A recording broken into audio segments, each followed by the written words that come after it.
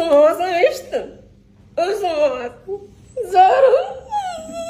Shu opani videosini ko'rganimdan keyin bu videoni olaman deb niyat qilgandim, lekin bir turli vaqtim bo'lmasdan ololmagandimda va bu darajada ham unchalik bu sog'liq ne'matini qadriga yetmayotgan edim. Bugun esa o'zim ham ba'zi bir sabablar tufayli shifoxonaga qatnayapman va sog'liq Allohning qanchalik ulug' ne'mat ekanligiga guvoh bo'lyapman-da.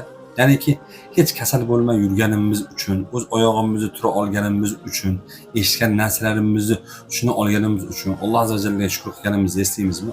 Masalan, hozir meni tushunyapsiz-da. Bu oddiy holat emas, bu ulkan ne'mat. Chunki hozir sizni o'rningizda aqldan ozgan bir inson ham bo'lishi mumkin edi, yoki quloqi eshitmaydigan inson ham bo'lishi mumkin edi, yoki aqli zaif bo'lishingiz ham mumkin edi. Lekin Alloh azza va jalla bizni bundan omonda qoldirdi, bizga aql berdi, bizga salomatlikni berdi-da.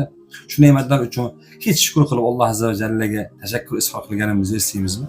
Bir ustozdan eshitgan edim-da, ya'ni bir kishini farzandini mushak kasalligi bor ekan, farzandini oyog'i ishlamas ekanda. Unda jannatdagi eng katta orzungiz nima deb so'rashganida jannatda yugurishni orzu qilaman deb javob bergan ekanda. Subhanalloh. Bugun bizni bezovta qilayotgan narsa boshqa birovni jannatdagi orzusi bo'lishi mumkin ekan. Ya'ni uyda bolalarimiz yugursa, joyingga o'tir, boshimni og'ritma deymiz. Lekin boshqa bir xasta odam uchun qadam bosish, yugurish jannat orzusi bo'lishi mumkin ekan.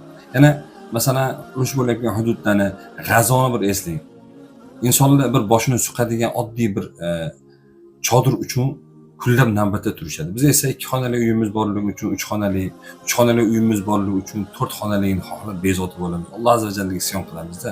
Shuning uchun ne'matga qaraganda yetishmayotgan narsaga emas, Alloh bergan ne'matlarga nazar solish kerak ekan. Chunki Alloh azza va jalla ham Qur'onda marhamat aytadiki: "La in shakartum la azidannakum."